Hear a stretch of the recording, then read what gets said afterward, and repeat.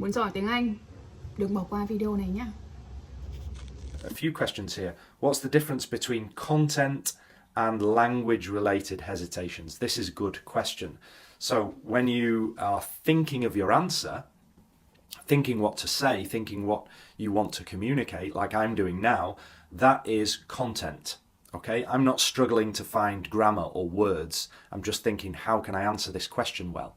That's the content, the topic.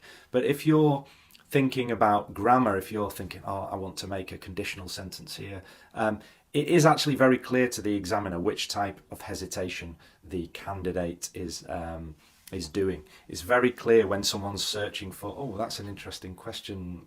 If they're thinking, don't say that's an interesting question, but if you're thinking that, yeah, well, I think my favourite colour is blue because, then you're just pondering on the question. That's fine. But if you're thinking, if I were rich, I would have... If you're thinking of grammar like that, it's very obvious. Or if you're struggling to find a particular word, it's obvious as well. Is concluding answers in part 1 and 3 considered repetition? Definitely don't do that in part 1. In part 1 you need to give a direct answer and a reason. In part 3 I don't recommend concluding either. It probably is going to end up being repetition. If my grammar range is good but the accuracy is a bit off, what will be the impact? It'll be a bad impact.